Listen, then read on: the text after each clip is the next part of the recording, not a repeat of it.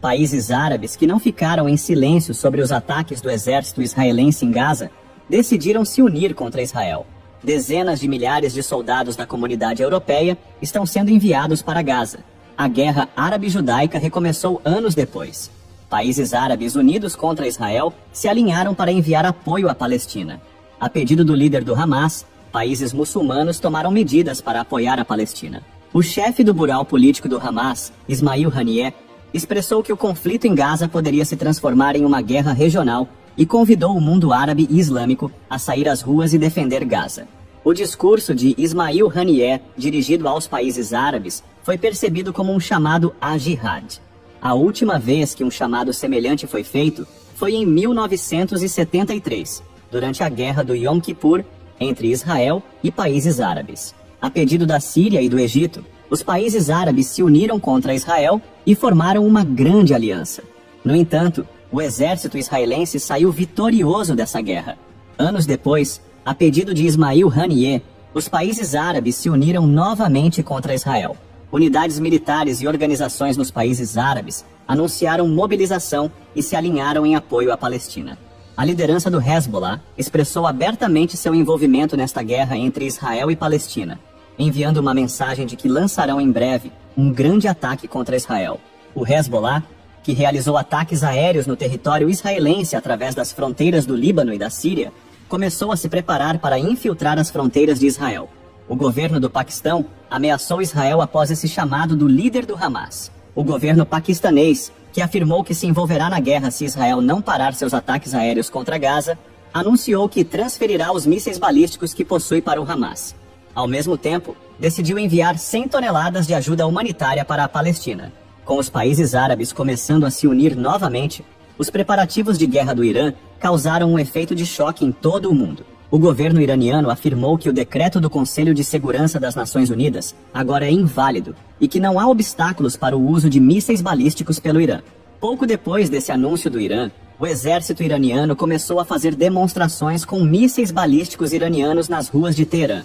O fato de as forças do Hezbollah, apoiadas pelo Irã, estarem usando armas e mísseis fabricados no Irã, representa uma grande ameaça a Israel. Agora, as alegações de que o Irã enviará esses mísseis balísticos ao Hezbollah abalaram a agenda. Logo após este comunicado do Irã, veio um comunicado do Hezbollah. A liderança do Hezbollah pediu aos países muçulmanos e árabes que se unissem contra Israel, afirmando que eles deveriam fazê-lo. Espera-se que o Hezbollah entre em breve nas fronteiras de Israel.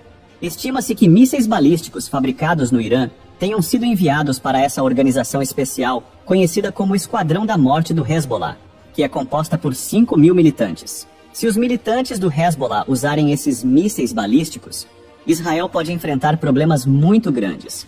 Durante o dia, ocorreram explosões na base dos Estados Unidos, localizada perto do aeroporto de Bagdá, e esse ataque teria sido realizado por milícias apoiadas pelo Irã. Ao mesmo tempo, uma base militar da Conoco, de propriedade dos Estados Unidos, na cidade síria de Deir ez-Zor, também foi atingida por milícias apoiadas pelo Irã. Parece que se esses ataques continuarem, a presença dos Estados Unidos no Oriente Médio pode acabar completamente. Você acha que o governo iraniano ousaria confrontar os Estados Unidos e Israel enviando mísseis balísticos para o Hezbollah? Por outro lado, as organizações no Iêmen fizeram declarações de que apoiarão a Palestina e irão para Gaza. Os Houthis no Iêmen anunciaram sua mobilização e convocaram o povo iemenita para se juntar a eles. Recentemente, ficou claro que os Houthis do Iêmen também se unirão ao Hamas para lutar contra Israel. A administração do Pentágono anunciou em um comunicado que os militantes Houthis atacaram um navio militar americano localizado perto do Iêmen. Enquanto os ataques mútuos entre Israel e o Hamas continuam, houve um apoio completo à Palestina por parte da Rússia e da Coreia do Norte. O presidente russo Vladimir Putin afirmou em um comunicado que os navios da Marinha enviados pelos Estados Unidos para apoiar Israel foram recentemente alvos. Como é sabido, o líder norte-coreano Kim Jong-un afirmou que eliminará Israel do mapa com um único movimento. Kim Jong-un, que expressou seu reconhecimento de Jerusalém como a capital da Palestina e como um local sagrado para os muçulmanos, demonstrou claramente seu apoio à Palestina. Juntamente com essas declarações, o ministro das Relações Exteriores russo, Sergei Lavrov, fez uma visita à Coreia do Norte. Após a visita do ministro Lavrov, as alegações de que a Coreia do Norte e a Rússia estão unidas contra Israel e os Estados Unidos abalaram toda a agenda. O apoio total à Palestina por parte da Rússia e da Coreia do Norte fortaleceu a possibilidade de uma possível terceira guerra mundial. O fato de Vladimir Putin e Kim Jong-un proferirem discursos ameaçadores contra os Estados Unidos e Israel juntos indica que a violência da guerra pode aumentar ainda mais. Esses dois países, que são aliados há muito tempo, têm trabalhado juntos militarmente por um longo período. No entanto, não há informações disponíveis sobre os mísseis nucleares e o inventário militar que a Coreia do Norte possui atualmente, o que torna a situação ainda mais complicada. Como é sabido, a administração dos Estados Unidos forneceu à Ucrânia grandes quantidades de apoio militar na guerra em curso entre Rússia e Ucrânia. Parece que Vladimir Putin deseja desestabilizar os Estados Unidos ao transformar essa guerra entre Israel e o Hamas em uma oportunidade. Já se sabe que a Rússia fornece apoio militar às forças do Hezbollah.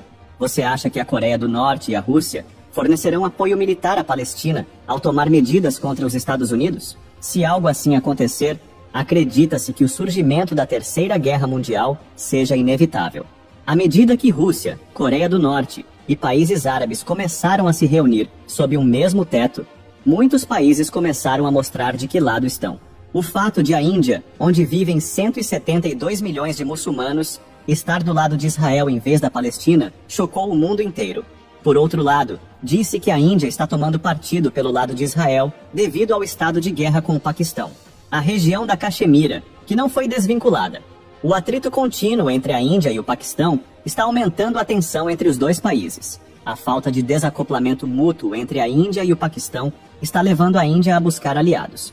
Por outro lado, o governo indiano preferiu se juntar aos Estados Unidos e países europeus ao tomar partido de Israel.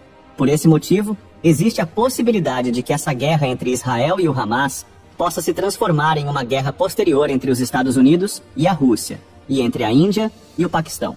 Até mesmo o primeiro-ministro britânico, que antes condenava os ataques de Israel em Gaza, fez uma declaração durante o dia de que estão apoiando Israel. O presidente de Israel, Herzog, pediu ao primeiro-ministro britânico Rishi Sunak que bloqueasse notícias pró-Hamas e anti-Israel na BBC.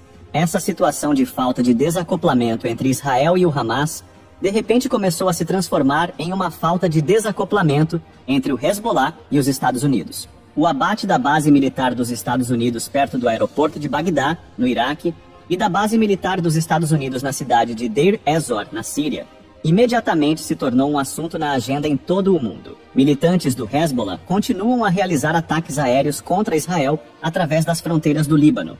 Em um comunicado recente, as forças de defesa de Israel afirmaram que o foguete lançado do Líbano foi feito com aprovação do Hezbollah, e eles vão pagar por isso.